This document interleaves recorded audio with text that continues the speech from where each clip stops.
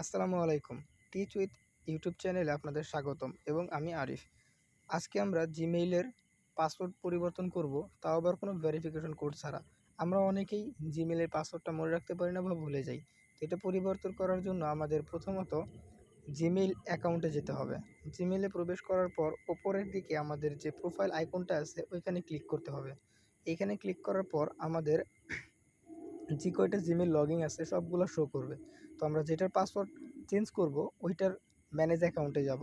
যাওয়ার পর আমাদের অনেক কিছু উপরে শো করলেও আমরা সিকিউরিটি অপশনে যাব। সিকিউরিটি অপশনে গেলে আমরা দেখব এখানে two step verification, security code, এই দু একটা নিচেই দেখতে পারবো পাসওয়ার্ড। এখানে আমরা লাস্ট কবে পাসওয়ার্ড চেঞ্জ করছি তার তারিখটাও দেওয়া থাকবে। তো আমরা এখানে পাসওয়ার্ডে ক্লিক করব। পাসওয়ার্ডে ক্লিক করার পর আমরা যে ফোনের যদি কোনো লক থাকে তাহলে সেই লক পিনটি দিব, অথবা যদি না থাকে তাহলে সরাসরি আমাদের একটা প্রোফাইল আইকনে নিয়ে আসবে, যেখানে আমাদের দেখা থাকবে যে নিউ পাসওয়ার্ড এবং কনফার্ম পাসওয়ার্ড।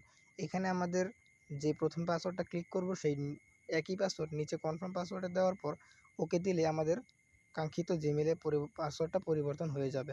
আশা করি আপনার এই ভিডিও থেকে উপকৃত হবেন এবং ভিডিওটি ভালো লাগলে অবশ্যই লাইক এবং সাবস্ক্রাইব করে দিবেন। ধন্যবাদ।